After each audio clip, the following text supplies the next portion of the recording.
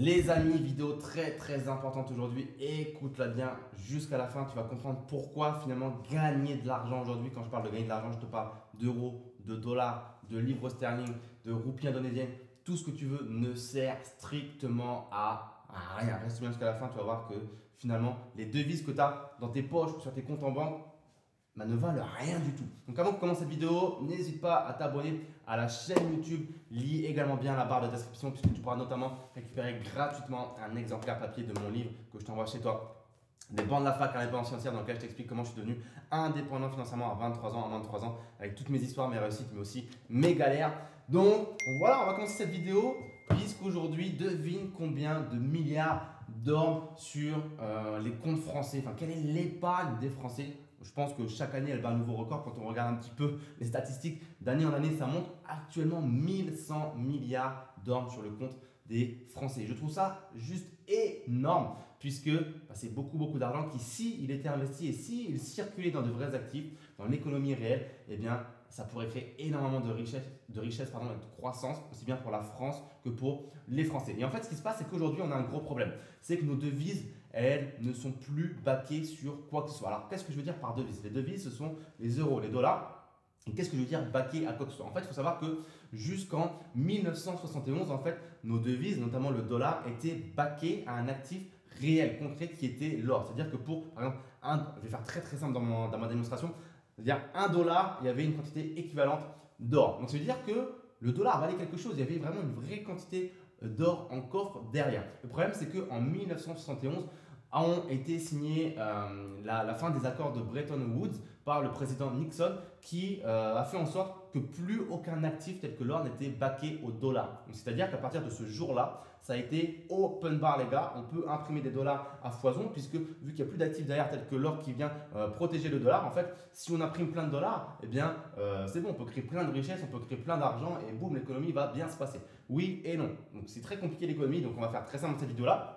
Mais en fait, ce qui se passe, c'est qu'il y a plusieurs façons pour les banques ou les gouvernements de créer de l'argent. Et en fait, ce qui se passe pour vous, c'est que ça dévalue vos dollars ou vos euros, ou peu importe la devise que vous avez. Parce que tu comprends aisément que si toi, en poche, tu as 100 dollars, tu as 100 unités de dollars ou d'euros, et qu'un gouvernement vient en imprimer 3 milliards et qu'il les met dans la nature, tes 100 dollars à toi, ils valent moins d'argent concret parce qu'il y en a beaucoup plus en circulation. Encore une fois, tout ce qui est rare est cher et inversement. Donc, le problème, c'est quoi? C'est qu'aujourd'hui, on a un premier levier qu'utilisent les gouvernements, ce sont les planches à billets via des opérations de quantitative easing, tel qu'on les appelle. En fait, ce qui se passe, c'est que les banques centrales de chaque pays, soit le Japon, la France, les États-Unis, ce que tu veux, elles se disent quand l'économie va mal, pour essayer de la relancer, on va sortir les planches à billets. Donc, les planches à billets, comme tu peux le deviner, ce sont des grosses planches qui impriment plein de billets à foison, à coups de milliards et qui sont réinjectés dans l'économie dans un but de faire en sorte que l'économie elle se relance pour un petit peu la stimuler, envoyer des liquidités sur les marchés. Le problème, c'est que comme je viens de le dire à l'instant, tes euros à toi, ils valent de moins en moins cher. Et le gros problème, c'est que quand ce sont les États-Unis qui font tourner les planches à billets, eh bien, je pense que tu n'es pas sans ignorer que le dollar est quand même une devise qui est forte. Et que le dollar, on le retrouve partout dans le monde. Si tu as déjà voyagé, il y a plein de pays où la première monnaie, c'est le dollar, avant même leur monnaie du pays, où il y a plein de pays qui vont accepter le dollar parce qu'ils préfèrent avoir des dollars plutôt que la devise de leur pays qui est beaucoup moins forte et beaucoup moins stable. Le problème, c'est quoi? C'est que quand les États-Unis impriment plein de dollars, ils font pas simplement que d'évaluer les dollars de leurs habitants, les Américains, ils font également d'évaluer les dollars de gens du monde entier, puisqu'il y a des dollars dans le monde entier. Donc ils sont capables, via l'inflation qu'ils provoquent, de faire baisser le dollar, la devise du dollar dans le monde entier, dans la poche par exemple d'un Cambodgien ou de quelqu'un en Afrique ou en Amérique du Sud, juste parce qu'ils ont tourné des planches à billets. Donc ils sont capables d'impacter le monde entier sans entre guillemets, respect des frontières. Donc ça c'est très puissant et c'est une des premières façons sur laquelle en fait je me base pour dire que tes devises ne valent rien et continueront de valoir de moins en moins quelque chose. Deuxième chose, c'est la création de devises avec les crédits. En fait, qu'est-ce qui se passe quand on fait un crédit? Quand la banque te donne un crédit, en fait, elle inscrit une ligne dans son registre, dans son logiciel, dans ce que tu veux, disant, voilà, on sort 1 million d'euros de devises enfin 1 million d'euros, de dollars de devises, quoi. Et cet argent-là, il n'existe pas. Il est simplement inscrit dans le registre et il existera simplement au moment où le crédit sera payé. Donc pour l'instant, c'est une ligne hypothétique et tant que le crédit n'est pas payé, c'est de l'argent qui n'existe pas vraiment. Donc, C'est là où ça peut poser problème quand il y a des défauts de crédit. Parce que quand il y a des défauts de crédit, il y a des défauts de crédit sur de l'argent qui n'existe pas. Donc c'est compliqué, c'est là également où il y a de la création monétaire qui peut être dangereuse. Troisième levier, c'est la création de devises lors des dépôts. Quand tu vas déposer de l'argent à ta banque, supposons 1000 euros.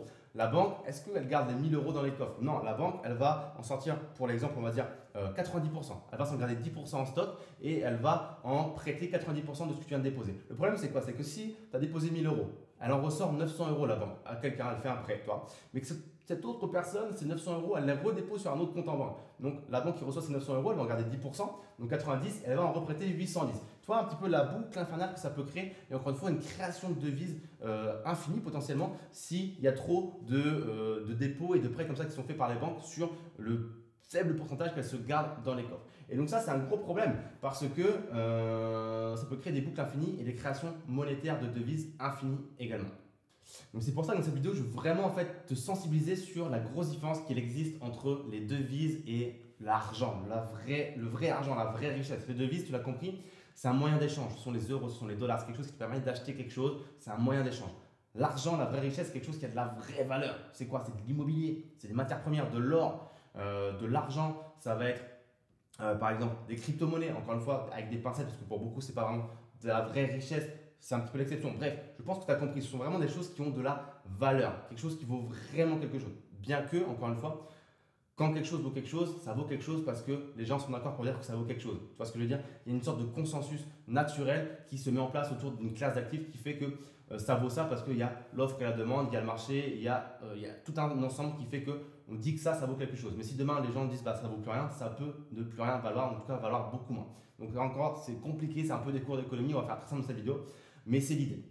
Également, ce qu'il y a à prendre en compte, c'est l'inflation, puisqu'on a souvent tendance à nous donner un taux d'inflation qui n'est en réalité pas le vrai taux d'inflation, puisque les gouvernements aujourd'hui, entre guillemets, manipulent ce taux d'inflation en soit supprimant des classes pour prendre en compte l'inflation. Par exemple, s'ils estiment qu'il y a le cours du camembert, alors je dis de la merde, le cours du camembert qui a trop pris l'année dernière, donc ça coûte trop cher le camembert, qui a une trop grosse augmentation, on dit bah non, on le supprime le camembert, on ne va pas le prendre en compte dans le coût, dans le taux d'inflation de cette année. Par exemple, on reprend l'exemple du camembert, si le camembert coûte trop cher, on va dire ah bah non, les Français de toute façon ils ne mangent pas de camembert, on va le remplacer avec l'emmental qui lui coûte beaucoup moins cher, on va le mettre dans notre calcul de l'inflation, comme ça va faire une inflation qui est moins grosse aux yeux des Français que la réelle inflation. Donc tu vois, ils peuvent faire de la substitution, ils peuvent supprimer des choses, ils peuvent utiliser plein de subterfuges comme ça pour dire ah bah non, l'inflation elle est de tel pourcent, alors qu'en fait en réalité, si on regarde bien, elle est de bien plus que ça, parce que des fois ils peuvent supprimer l'inflation de l'immobilier, l'inflation de l'eau, de plein de classes d'actifs en fait. Donc c'est l'idée et je t'invite à te renseigner là-dessus également. Tu peux taper dans Google, je pense, des trucs comme quel est le vrai taux de l'inflation ou comment est calculé l'inflation et tu te rendras compte de la façon dont c'est fait et comment c'est triste. En tout cas, ce qu'il faut retenir, c'est que quand tu vois que toutes les classes d'actifs, elles augmentent, notamment, par exemple, je pense à l'immobilier, le S&P 500, le Dow Jones, le CAC 40, l'or, les matières premières, si tout augmente, pose-toi la question, comment c'est possible que tout augmente? Si tout augmente, la réponse est très simple, c'est qu'il y a bien quelque chose qui descend et c'est tes devises, tes euros, tes dollars. Il n'y a pas de magie. Et en fait, ce qu'il faut que tu fasses, c'est que tu compares tes classes d'actifs à ce qui est comparable. C'est-à-dire qu'aujourd'hui, comparé à une devise, celle que l'euro, le dollar, qui perd de la valeur, c'est pas quelque chose de comparable. Il faut que tu compares, par exemple, on va dire, si tu prends le prix de ta maison, tu prends le prix de ta maison que tu vas diviser par le nombre de points du S&P 500 ou du CAC 40 ou de Dow Jones. Comme ça, tu sais combien combien ta maison vaut de points du CAC 40, du Dow Jones, etc. Tu fais pareil pour les matières premières, pour l'or et aussi l'argent, pardon. Tu regardes combien ta maison vaut de onces d'or ou d'onces d'argent. Tu fais pareil pour tout ce que tu veux en fait. Qu'est-ce qu'on pourrait citer d'autre? Qu'est-ce que j'ai noté? Le baril de pétrole, par exemple, tu peux comparer au baril de pétrole, tu peux comparer ça à plein de choses en fait, à toutes les classes d'actifs qui sont réelles et concrètes, qui ont une vraie valeur. Et c'est seulement comme ça, en faisant une data historique de la valeur de ton bien immobilier en onces d'or, en baril de pétrole, en points du Dow Jones, des choses comme ça, tu vas voir comment évolue la valeur de ton bien immobilier. Et généralement, ce que tu vas te rendre compte, c'est que la valeur ne fait que stagner, voire décroître, en tout cas en ce moment et sur les dernières années, alors qu'en parallèle, tu as l'impression que tout augmente parce que quand tu regardes le marché de l'immobilier, le marché des actions, etc., tout est comme ça, tout monte, mais ça monte en devises. Alors que la réalité, c'est que ça descend concrètement et qu'on est loin d'avoir de la croissance en ce moment. Donc ça confirme le fait que tes devises aujourd'hui, tes euros, tes dollars, c'est de la merde et ça vaut rien et qu'il faut surtout pas les garder sur des comptes bancaires, quand même bien le faire les Français avec leur épargne, mais surtout les investir dans de vraies valeurs et des choses bien concrètes, puisque tes devises, encore une fois, je l'aurais bien répété dans cette vidéo, c'est de la merde, ça ne vaut rien. Donc l'idée pour conclure, c'est de se dire que bon voilà, vous perdez en gros en pouvoir d'achat en conservant vos devises, puisque vos devises valent de moins en moins quelque chose à cause de l'inflation et qu'il faut finalement investir dans de vraies classes d'actifs, immobilier, matières premières, etc. etc. Voilà, dis-moi ce que tu en penses dans la barre commentaire. Je suis vraiment très curieux d'avoir ton retour là-dessus parce que ce n'est pas des sujets qu'on traite très souvent sur YouTube ou même quand on parle d'investissement. Et pour autant, je pense que c'est très très important parce que très souvent on a tendance à dire ah putain, regarde le cours de l'immobilier, le cours du CAC 40 ou des actions ou du S&P 500, ça monte, regarde, je suis en train de gagner de l'argent.